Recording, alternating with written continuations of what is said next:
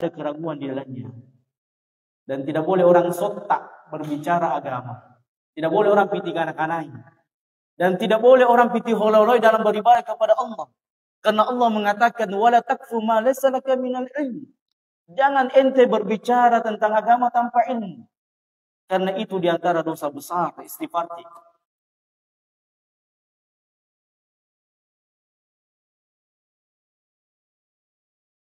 Maka Allah mengatakan, wa in tuti'u tahtadu. Punania kesumpah dengan ampinawangi. Ampe-ampena Nabi sallallahu alaihi wasallam. Bagaimana Nabi alaihi salatu wasallam tidur, bagaimana Nabi alaihi salatu wasallam beribadah, bagaimana Nabi alaihi salatu wasallam bermuamalah dengan istrinya, bermuamalah dengan sahabatnya, sempurna zaman rahmat Allah, uswatun hasanahnya Nabi alaihi salatu wasallam yang beliau sampaikan kepada kita. Jadi tidak ada lagi kita kemudian mengikuti si fulan, mengikuti arahannya si fulan. Sementara si fulan ini menyelisihi sunnah Nabi alaihi salatu wassalam. Dan orang yang paling hebat, orang yang paling bersemangat mengikuti Nabi kita alaihi salatu wassalam, siapa dia? Siapa zaman rahmatullah? As-sahabah ridwanullahi jami'an. Antumi sahabatnya Nabi alaihi salatu wassalam. Di antaranya Abu Bakar, Umar, Utsman, Ali dan seluruh sahabat yang lainnya. Mereka kalau kita membaca sejarahnya adalah orang-orang yang senantiasa bagaimana bersemangat mengikuti Nabi alaihissalatu wassalam. Oleh karenanya Abdullah bin Mas'ud mengatakan, man kana minkum muta'assiyan, inai-nai ero ampinawangi seseorang. Siapa yang ingin menjadikan seseorang itu teladan, faliyata'assa bi ashabi Muhammadin sallallahu alaihi wasallam, maka hendaknya mereka meneladani siapa? Sahabat Nabi alaihi salatu wasallam. Karena kenapa? Zaman rahmatullah, fa innahum kanu abarra hadhihi ummah quluban. Sebab sahabat adalah orang yang memiliki hati yang lapang dalam menerima agama ini. Berbeda kita. Ya, kadang pernah dikana jenggo kina kantong apa tong muna jenggo kama tong bembe. Seperti itu zaman rahmatullah. Punya sumpah dan cingkrang ibose, banjir ki. Ya, zaman rahmatullah. Dan sahabat Nabi alaihissalatu wassalam tidak pernah merasa berat dengan apa yang datang dari Nabi alaihissalatu wassalam. Wa ma yantiqu 'anil hawa in huwa illa wahyun yuha. Sebab sahabat yakin apa yang berasal datang dari Nabi alaihissalatu wassalam adalah merupakan wahyu dari Allah Subhanahu wa taala. Jadi punania ki sumpah ding ukur ki keimanan ta, maka ukur keimanan kita dengan syariat Allah.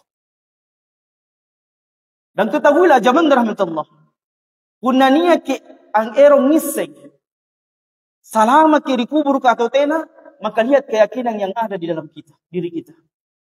Sebab seseorang itu akan dibangkitkan sesuai dengan keyakinan yang ada dalam dirinya.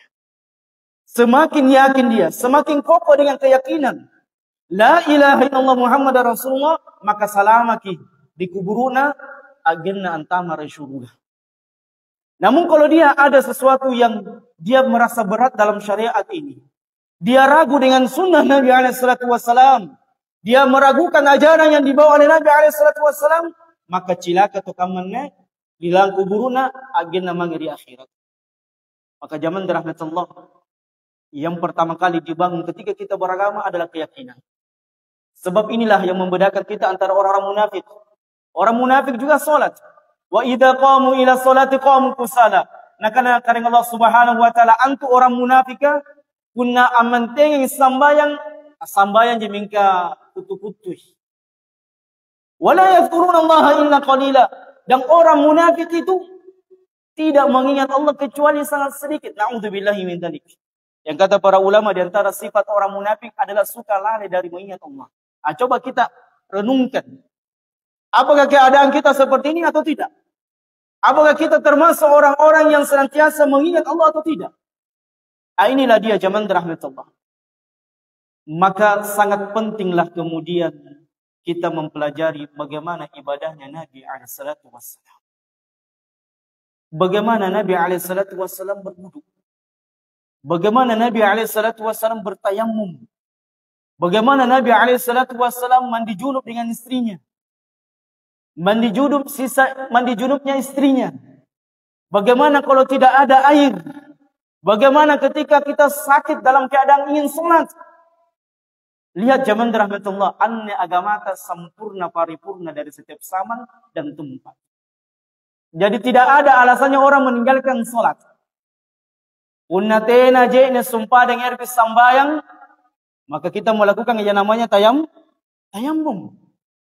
Unnatena kulla amentengan sambayang dalam keadaan menteng, maka sholat dalam keadaan duduk. Dengan kursi atau dengan kedua paha kita. Unnatena kulla amen duduk dalam keadaan duduk, karena mungkin kita stroke. Maka kita sholat dalam keadaan berbaring. Ini pentingnya fikih. Karena sholat tidak bisa ditinggalkan selama akal sehat masih ada. Selama akal sehat masih ada, zaman rahmatullah. Selama nyawa kita masih dikandung badan, maka antus sambayang tidak bisa kita tinggalkan dan tidak bisa diwakili. Bapak wakil orang sambayang tena perwakilan dalam sholat.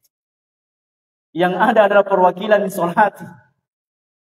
Jadi sempurna zaman rahmatullah. Anne pangisengan na ajaran ki Nabi sallallahu alaihi wasallam. Pangisengan kami nang Korea. Perkara tauhid, perkara ibadah. Jadi jam ki belajar aneh-aneh atas nama ajaran Islam, karena banyak dong di zaman kita sekarang ini kita banyak mendapatkan atas nama Islam tapi ajarannya aneh-aneh. Kita banyak dapatkan zaman rahmatullah ritual-ritual ibadah yang tidak sesuai dengan sunnah Nabi alaihi salatu wassalam. Apatah lagi baru hijrah, langsung berdakwah, langsung berbicara agama. Musibah di atas musibah. Dan termasuk dosa besar, berbicara agama tanpa ilmu. Bagaimana Ustaz kalau berprasangka dan sangkaan kita benar, tetap dikategorikan salah. Jadi punanya kesempatan acarita agama. Kita yakin, di antara keyakinan benar dan salah. Dan sementara kita kemudian belajar dan itu benar, tetap dikategorikan salah. Makanya Islam itu dibangun di atas ilmu yakin. Tidak ada keraguan di dalamnya. Dan tidak boleh orang sotak berbicara agama. Tidak boleh orang piti kanak-kanai. Dan tidak boleh orang piti hololoi dalam beribadah kepada Allah. Karena Allah mengatakan, wala takfu ma laysa laka minal ilm. Jangan ente berbicara tentang agama tanpa ilmu. Karena itu diantara dosa besar, istighfar. Ya istighfar zaman rahmatullah, karena kita pernah melakukan mungkin dosa besar, berbicara agama, berdebat tentang agama tanpa ilmu. Tidak boleh. Dan sebaik-baik pengajaran Nabi SAW, ketika ada sebuah perkara kita tidak ketahui, maka jangan malu mengatakan wallahu a'lam bishawab. Hanya Allah yang tahu apa dari maksud daripada ilmu tersebut. Jangan pernah malu, zaman rahmatullah. Jangankan kita, kaliber Imam Malik saja. Siapa Imam Malik dengan kita? Jauh. Imam Malik itu kalau disodorkan pertanyaan, puluhan pertanyaan, dia hanya menjawab sekitar 1, 2, 3 pertanyaan saja. Selebihnya beliau mengatakan wallahu a'lam bis-shawab. Ini ulama Imam Malik yang digelari dengan Imam Darul Hijrah. Kenapa digelari beliau Imam Darul Hijrah? Sebab Imam Malik ini kalau beliau menuju Mekah atau pulang dari Mekah menuju Madinah, maka beliau senantiasa berjalan tanpa beralas kaki. Pernah ditanya kenapa beliau melakukan demikian? Beliau mengatakan, sesungguhnya saya menginginkan perjalanan saya ini mencocoki perjalanan tapak kaki Nabi SAW. Lihat bagaimana orang-orang sebelum kita sangat semangat untuk mempelajari bagaimana Nabi SAW itu hijrah beribadah kepada Allah Subhanahu wa Ta'ala.